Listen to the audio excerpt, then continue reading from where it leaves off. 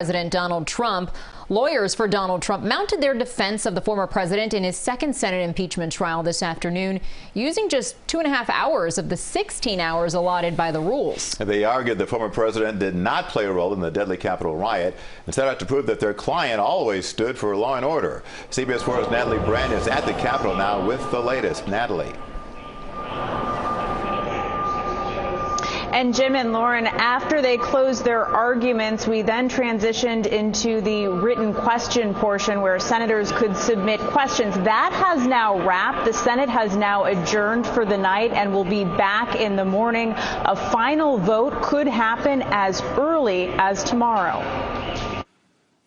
Lawyers for former President Trump came out swinging Friday, pushing back against 2 days of arguments from House impeachment managers, accusing him of inciting the January 6th attack on the Capitol. Nothing in the text could ever be construed as encouraging, condoning, or enticing unlawful activity of any kind. Mr. Trump's team sought to distance the former president from violent rioters, and the defense played video montages of Democratic lawmakers in an effort to argue they've also used heated political rhetoric. We stand up and we fight back. Mr. Trump's lawyers contend he was the victim of an impeachment witch hunt since the day he became president. Impeach 45! It is constitutional cancel culture.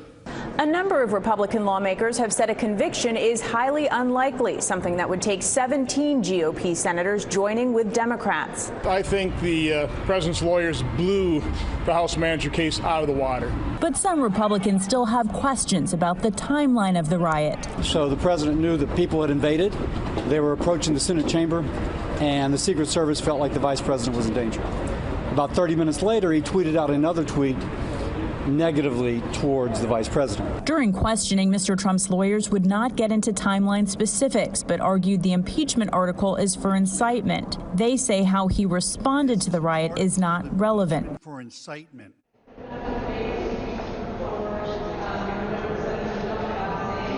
Now, last hour, Senator Marco Rubio did submit a question asking if a conviction of the former president would set a dangerous new precedent. That's a concern that he has voiced, and he has posed this question to both sides. The impeachment managers responded by saying it's a hypothetical question because Mr. Trump was impeached by the House while he was still in office. Meanwhile, the former president's counsel responded by saying they think this could become more regular, calling it a slippery slope. Obviously, both sides using these senator questions to advance their overall arguments. Jim.